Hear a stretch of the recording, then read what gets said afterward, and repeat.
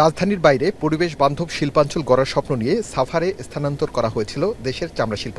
কিন্তু কয়েক বছর পেরিয়ে গেলেও দূষণ, অব্যবস্থাপনা আর সিন্ডিকেটের অভিযোগে এখন প্রশ্নের মুখে পুরো শিল্পনগরী। চামড়া শিল্পনগরীর সবচেয়ে বড় সমস্যা কেন্দ্রীয় বর্জ্য শোধনাগার সিইটিপি। প্রতিদিন শত শত ট্যানারি থেকে রাসায়নিকের বর্জ্য এলেও অভিযোগ রয়েছে শোধনাগারটির সক্ষমতার প্রয়োজনের তুলনায় অনেক কম। ফলে অপরিশোধিত বর্জ্য গিয়ে মিশছে আশপাশের খাল ও নদীতে।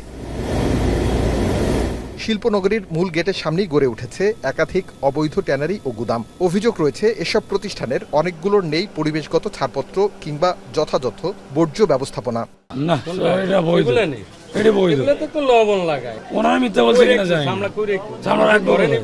লবণ লাগানোর পরে না মানে এটারে ডামে দিব, কেমিক্যাল দিব, বাজারজাত করব। প্রথম অবস্থায় তো লবণ দিয়ে এটারে ইয়ে করতে হবে।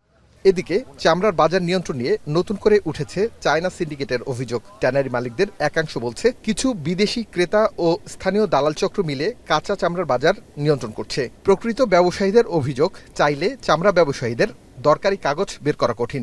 LWG সার্টিফিকেট পাচ্ছে যে ট্যানারিগুলো, তাদেরকেও সার্ভে করেন, আমাদের এখানেও সার্ভে করেন। আমরা কি তাদের থেকে কি সুন্দর পরিবেশে কি নেই? তাহলে আমি পাচ্ছি না কেন? তাই আমি মনে করব যে এখানেও একটা দুর্বিসন্ধি কাজ করতেছে। ঈদের দ্বিতীয় দিন চামড়া শিল্পের অবস্থা ঘুরে দেখতে আসেন শিল্পমন্ত্রী। শোনেন ব্যবসায়ীদের অভিযোগ, পরে জানান চামড়া শিল্পকে বাঁচাতে পাশে থাকবে সরকার।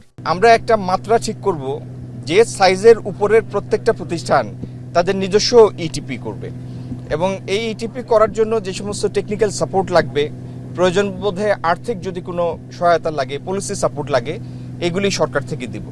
আমরা বিশ্বাস করি বাংলাদেশে চামড়া খাতকে যদি আমরা পূর্ণ মাত্রায় বিকশিত করতে পারি, তাহলে সারা বছর যে পরিমাণ চামড়া আহরণ হয় তাতে এই সেক্টরটি পুরোপুরি এই চামড়া আহরণ করে রপ্তানিতে যদি রপ্তানি পণ্যে পরিণত করা যায়, তাহলে 10-12 বিলিয়ন ডলারের একটা রপ্তানি খাতে পরিণত হওয়ার সব পটেনশিয়াল এই সেক্টরটার আছে।